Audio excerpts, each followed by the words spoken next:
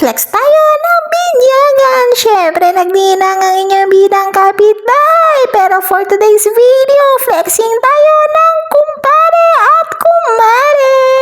Papunta na ako guys sa simbahan. At eto na nga, dumating na tayo sa ating simbahan. Ang ganda nga guys. So ayan, ang tahimik dito guys.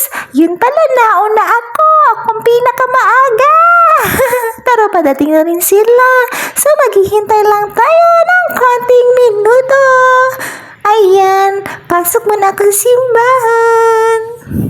Syempre padating na sila. At eto na nga sila guys. Isa-isa na sila nagdadatingan. At etong aking kumare, ang ating ibibida sa videong ito. Ayan guys, narito ko sa binyagan. Binyagan yung pupuntahan ko. Yung kumare ko, pang debut. Pupuntang debuhan yung kumare ko.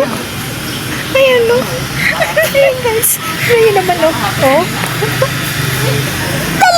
Talaga si kumare! At after ko siyang i-flex ko pa uli siya talaga dito sa loob ng simbahan. Andito na mga ninong at ninay. Halos kompleto na kami guys.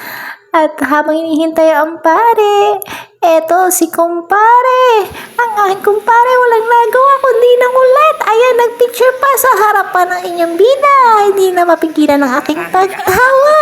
At pihadong kita sa kanyang camera.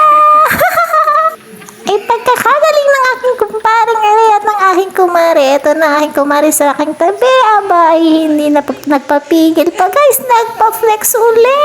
Ayan, sayang-saya siya. I-flex ko daw kanyang paa. Bagong cutics daw ang kanyang kuko. Talaga nga naman, pina-flex pero hindi naman kita. Pagbigyan na. At eto, papunta na kami sa reception at binyagan. Flex pa rin si kumare. Si kumare naka-pink. Papunta na kami guys. So, tara na guys. At eto na, nasa handa na kami guys. Flex na tayo ng kanilang handa. Ayan, pati ang purple ng aming baby Frank. Ayan, tapos syempre, flex pa rin ang ating kumare. Kumare nagpa-vlog din yan, guys. At kahit hanggang kainan, guys, siya pa rin ang una kong ipa-vlog kasi siya ang nasa unahan ko. O diba, hindi ko to video, guys. Video niya to. Flexing lang tayo.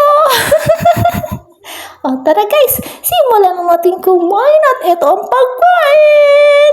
O guys, hanggang dito na lang muna. Kakain muna ako. Bye! Thank you for watching!